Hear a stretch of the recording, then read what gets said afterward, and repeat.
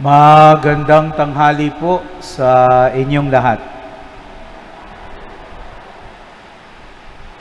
We celebrate today the great solemnity of Christ our King. And it is not difficult to think that when we say King, what comes to mind is power. Hari equals kapangyarihan. And the gospel today tells us that this king has the power to judge, to give out judgment. And that is the parable that we heard in the gospel today. The king judging the sheep and the goat, separating the sheep and the goat. Sa kanan daw po ang mga tupa at sa kaliwa ang mga kambing. And so, what is the line that separates the sheep from the goat? What is the category? What is the line that separates those who are in the right and those that are in the left? Only one reason: charity. Pagmamalasakit, pagmamahal, pagtulong. Yung mga hindi tumulong sa kaliwa, yung mga tumulong sa kanan. Yung hindi nagbigay sa kaliwa, yung mga nagbigay sa kanan.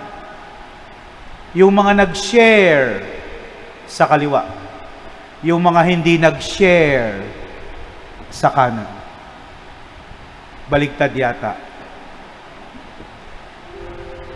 Yung manhid sa kaliwa, yung hindi manhid sa kanan. Yung may pakialam sa kanan, yung walang pakialam sa kaliwa. Simple po, di ba? Pagmamalasakit. This is the ticket that will let us in God's kingdom.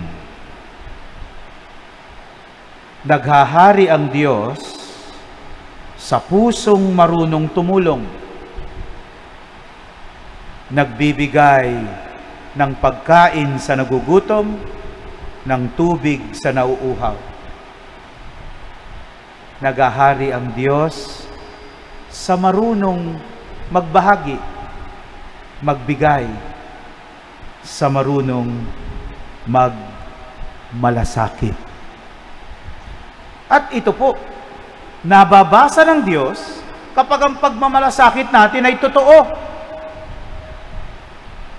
Alam ng Diyos, kapag tayo ay tumutulong lamang dahil may kailangan tayong kapalit, tutulungan ko to kasi may kailangan ako dito eh. Alam ng Diyos yun. Tutulungan ko to para pag ako naman ang humingi, hindi to makakatanggi. Lagot siya, babawian ko to. Kasi po pag ganon, tumutulong tayo pero sarili pa rin ang iniisip. Ang iniisip.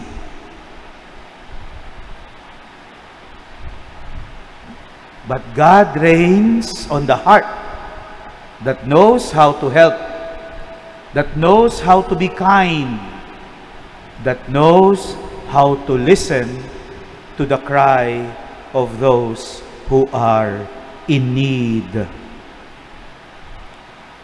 Meron pong isang classic na kasabihan sa Latin. Sabi po sa Latin, ubi caritas et amor Deus ibi est. Wow, Latin. Maganda ilagay sa profile Facebook, Ubi caritas et amor Deus ibi est. Where there is love and charity, there is God. kung nasaan ang pagmamahal, kung nasaan ang pagtulong, kung nasaan ang pagmamalasakit, naroroon ang Diyos. Oo, nandito ang Diyos sa loob ng simbahan. Kapag tayo nagsisimba, nandito siya sa kanyang salita, nandito siya sa tabernakulo, nandito siya mamaya sa banal na komunyon. He is here. But if you do not come here with love and charity in your heart, something is missing.